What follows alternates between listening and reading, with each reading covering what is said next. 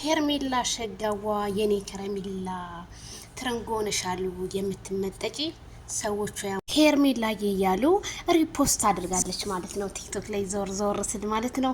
የኔ ውድ ሄርሚዬ ፍልቅልቋ የሚዲያው መሪ ምን አለች ማለት ነው። በጣም ወሳኝ መልእክት ነው ይሄ።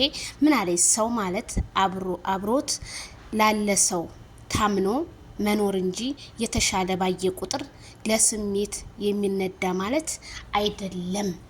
ወይ እውነት ነው።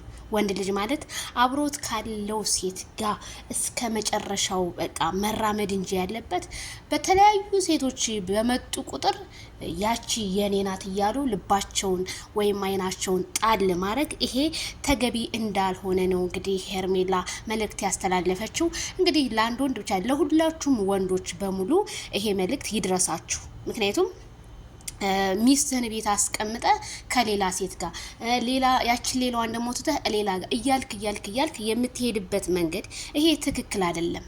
በቃ የሰው ልጅ በቃ ፈጣሪ የሰጠውን ስጦታ አመስግኖ በቃ ከዚች ጋር ነው መኖር ያለብኝ ልጆቼን በቃ እስከ ህይወቴ ፍጻሜ ድረስ ብሎ እንጂ የተለያዩ እንትኖች ከሆኑ ይሄ ልብስ ነው። እኔ የማውቀው ልብስ ሲቀየር እንጂ ሰው ሴት ስትቀየር አላቅም። ስለዚህ አንዳንዶቻችሁ ሄርሜላ ለአብርሃም ነው ምናምን ታያላችሁ። ይሄ ለሁሉም ነው።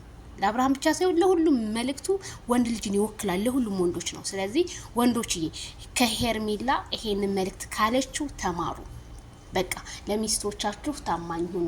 ስለዚህ ለመጣችሁ ለሄዳችሁ ልባችሁን ከፍታችሁ አትስጡ ብላለች ማለት ነው። የኔ አትጠገብዬ የኔ ዳይመንድ ሄርሚ ከረሜላ ውበቷ ማራኪ ጨዋታዋ ይቻል መሳቅ መጫወቷ ከሷ ጋር የሚቻል ብያታለሁ። ላይክ ሸር